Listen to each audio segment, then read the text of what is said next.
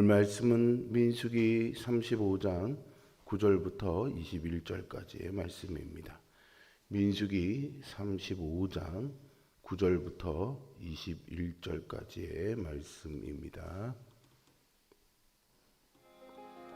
여호와께서 또 모세에게 말씀하여 이르시되 이스라엘 자손에게 말하여 그들에게 이르라.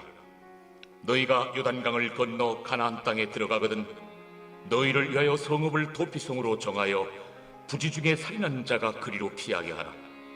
이는 너희가 복수할 자에게서 도피하는 성을 삼아 살인자가 회중 앞에 서서 판결을 받기까지 죽지 않게 하기 위함이니라.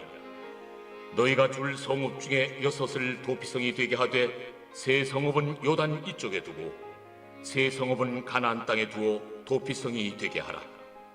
이 6성읍은 이스라엘 자손과 타국인과 이스라엘 중에 거류하는 자의 도피성이 되리니 부지 중에 살인한 모든 자가 그리로 도피할 수 있으리라. 만일 철연장으로 사람을 쳐 죽이면 그는 살인자니 그 살인자를 반드시 죽일 것이요, 만일 사람을 죽일 만한 돌을 손에 들고 사람을 쳐 죽이면 이는 살인한 자니 그 살인자는 반드시 죽일 것이요, 만일 사람을 죽일 만한 나무 연장을 손에 들고 사람을 쳐 죽이면 그는 살인한 자니 그 살인자는 반드시 죽일 것이니라. 피를 보복하는 자는 그 살인한 자를 자신이 죽일 것이니 그를 만나면 죽일 것이요, 만일 미워하는 까닭에 밀쳐 죽이거나 기회를 엿보아 무엇을 던져 죽이거나 아기를 가지고 손으로 쳐 죽이면 그 친자는 반드시 죽일 것이니 이는 살인하였음이라. 피를 보복하는 자는 살인자를 만나면 죽일 것이니라. 아멘.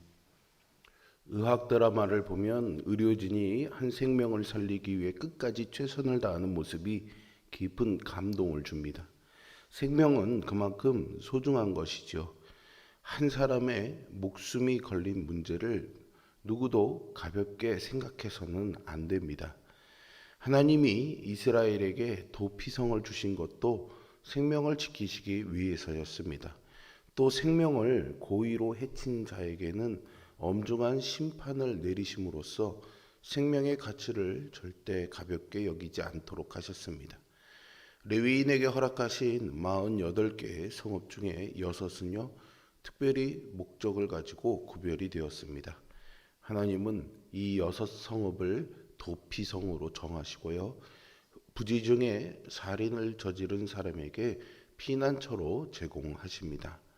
하나님은 이스라엘이 약속의 땅에 정착해 살 때 의도치 않게 살인을 범한 자를 긍휼로 보호하고 공정한 재판을 통해 생명을 보존하도록 도피성 제도를 마련하십니다. 하나님은 이 제도를 통해서 생명의 존엄성과 공의로운 공동체 질서를 유지하려는 분명한 의도를 나타내셨습니다. 도피성 제도는 하나님의 성품을 그대로 보여줍니다. 우리는 어떻게 도피성에 드러난 하나님의 성품을 본받아 살 수 있는지 한번 살펴보겠습니다. 하나님은 가나안 땅에 들어간 후 도피성 제도를 마련할 것을 명령하시는데요, 실수로 사람을 죽인 자가 억울하게 죽임당하지 않도록 그를 보호할 성읍을 준비하라는 것입니다. 하나님은 고의적인 살인과 우발적인 실수를 엄격히 구분하셨습니다. 도피성은 의도치 않게 부지 중에 살인을 저지른 사람을 보호하기 위한 거룩한 피난처였습니다. 이것은 실수로 생명을 앗아간 사람이라고 하더라도 함부로 그 사람의 생명을 빼앗는 것을 금하시는 하나님의 뜻을 드러냅니다. 부지중 살인자들은 도피성에 들어가 재판을 받을 기회를 얻습니다. 도피성은 죄인이 죽음의 위기에서 안전하게 보호받고 공정한 재판을 기다리는 은혜와 공의의 장소였습니다. 더욱 놀라운 사실은 도피성이 이스라엘 백성뿐만 아니라 이스라엘 백성 중에 거하는 이방인들에게도 열려 있었다는 것입니다. 하나님은 특정 민족이나 계층을 넘어서 모든 사람이 당신의 은혜를 누리도록 허락하셨습니다. 이 자비와 은혜는 연약해서 죄 가운데 살아가는 우리에게도 임했습니다. 도피성은 하나님의 사랑을 드러내는 놀라운 도구이자 또한 우리 구주 예수 그리스도의 모형이죠. 예수 그리스도는 우리 죄를 위해서 십자가에서 달리심으로 우리의 영원한 도피성이 되어 주셨습니다. 우리는 죄로 인해서 심판받아야 마땅함에도 불구하고 예수 그리스도 안에서 죄 사함과 새 생명을 얻었습니다. 우리가 누리는 모든 영적인 축복은 우리의 공로가 아닌 오직 하나님의 사랑 덕분입니다. 오늘날 살아가는 우리에게도 하나님이 세우신 이 도피성 정신이 필요합니다. 우리는 실수한 자나 죄를 범한 자를 쉽게 정죄하고 배척하기 쉽습니다. 그러나 하나님이 도피성을 통해 보여주신 원리와 같이 억울하게 오해받거나 연약해서 실수한 이들을 판단하기보다 품고 보호해 그들이 회복할 기회를 주는 공동체가 되어야 할 것입니다. 하나님의 은혜는 어떤 차별이나 경계도 없이 모든 사람에게 열려 있습니다.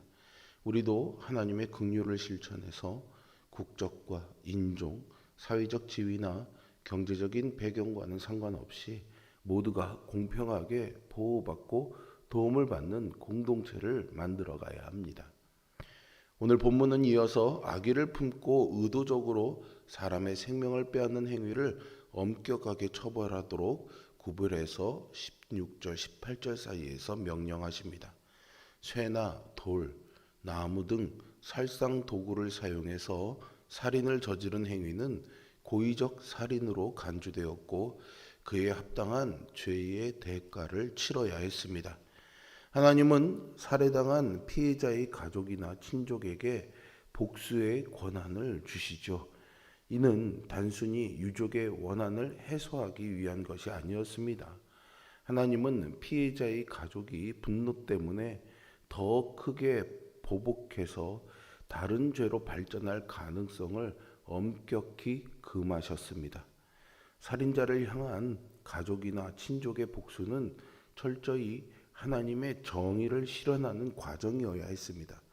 이것은 생명의 존엄성과 인간의 가치를 고의로 훼손한 자에게는 도피성의 보호가 허용되지 않는다는 하나님의 분명한 메시지입니다. 하나님은 당신의 형상대로 사람을 창조하셨습니다. 그러므로 하나님의 존귀한 형상인 사람을 해하는 것은 하나님의 형상을 파괴하는 것이고 하나님의 창조 질서를 거스르는 중대한 죄악입니다. 우리는 그 죄에 엄중한 심판이 따른다는 사실을 기억해야 합니다. 죄를 심판하시는 하나님 앞에서 우리는 경외심을 품어야 합니다. 분명히 죄인임을 알면서도 반복적으로 죄를 짓는 그런 일은 나에게 없는지 스스로 돌아보아야 하겠습니다. 죄의 유혹은 강하고요. 우리의 의지는 나약합니다. 하지만 우리가 죄에서 벗어나 하나님의 의로움을 닮아가기를 간절히 소원한다면 하나님은 성령을 통해 반드시 우리를 도와주실 것입니다. 그러므로 매일의 삶에서 성령을 의지함으로 선악을 분별하는 지혜와 옳은 길로 나아갈 능력을 하나님께 구해야 하겠습니다. 우리는 죄인을 사랑하시는 하나님의 은혜로 구원받았습니다. 하나님은 연약한 우리를 불쌍히 여겨주시고 자비를 베풀어 주십니다. 우리는 이 은혜에 감사하면서 다른 사람을 용서해야 합니다. 또한 하나님은 고의로 살인한 사람들을 심판하시는 의로우신 분입니다. 그러므로 죄가 반복되지 않도록 깨어 기도하면서 하나님의 의를 실천해야 하겠습니다. 오늘날 우리가 특정 집단을 혐오하고 생명을 경시하는 현상이 만연해지고 있습니다. 우리는 하나님의 말씀을 따라 악한 행동에 대해서는 엄격한 기준을 가지고 분명히 대처해야 합니다. 생명의 소중함을 잊지 않고 악의적 범죄에 대한 강력한 사회적 법적 경계를 세워나갈 책임이 우리에게 있습니다. 하나님의 심판 기준은 행위뿐만이 아니라 마음의 동기까지도 포함이 됩니다. 이것을 19절과 21절에서 언급하시는데요. 고의살인의 핵심은 행위가 아니라 악의와 원한에 있습니다. 오늘날 우리의 삶에서도 마음에 숨겨진 악의와 원한이 결국 파괴적인 행동으로 연결이 된다는 것을 종종 보게 됩니다. 사적인 제재나 보복의 욕망이 사람들 사이에 차오르고 있는 것을 보지요. 따라서 우리는 마음 깊은 곳에 분노와 원망, 악의가 자리 잡거나 자라지 않도록 지속적으로 자신을 살피고 다스려야 합니다. 이것은 생명의 가치, 마음의 악을 철저히 경계하면서 하나님이 귀하게 여기시는 생명을 존중하고 지키는 것이 우리의 삶에서 가장 우선적인 가치가 되어야 한다는 것을 말해줍니다. 오늘 본문은요, 실수한 자를 긍휼히 품고 보호하는 공동체의 덕목과 함께 고의적으로 범한 악을 분명히 구별하고 엄격히 다루라는 이중의 메시지를 우리에게 제시합니다. 하나님의 공의와 긍휼이 균형을 이루고 있는 건강한 사회를 세우기 위해 우리는 은혜로 타인을 용납하면서도 악은 묵인하지 말고 분별력 있게 행동해야 될 책임이 있습니다. 이 말씀을 마음에 새기고 공동체와 가정 속에서 은혜와 진리, 긍휼과 공의가 균형 있게 공존하는 삶을 이루어 가야 합니다. 하나님은 도피성 제도를 통해서 생명을 보호하시고 동시에 생명을 해치는 행위에 엄중한 심판을 명하셨습니다.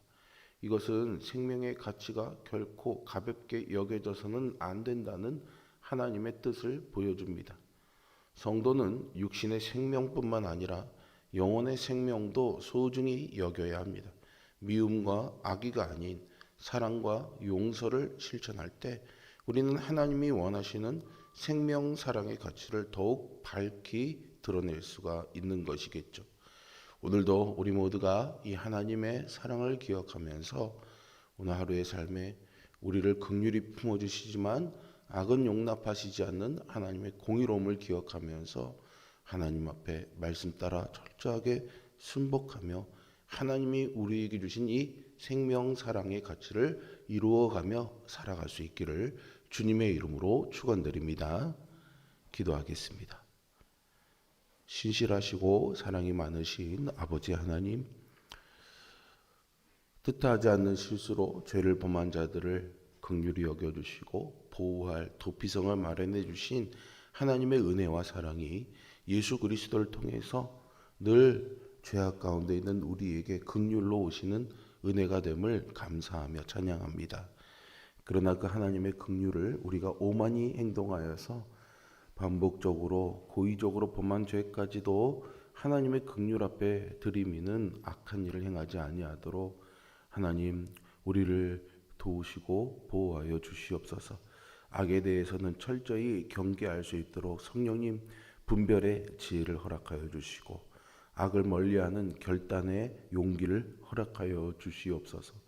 또한 부지 중에 실수로 지른 죄악에 대해서도 철저히 경계하며 회개하는 심령으로 늘 하나님 앞에 엎드리는 우리가 되게 하여 주시옵소서. 오늘도 그 하나님의 도우심을 구하며 나를 위해 도피성을 마련해 주시는 그 하나님의 은혜에 머물기를 원하며 간절히 기도하며 엎드립니다. 성령님, 이 기도하는 시간 우리에게 충만하게 임재하여 주시어서 오늘도 하나님의 은혜와 뜻 가운데 살아가게 하여 주옵소서. 예수 그리스도의 이름으로 기도합니다. 아멘. 하늘에 계신 우리 아버지,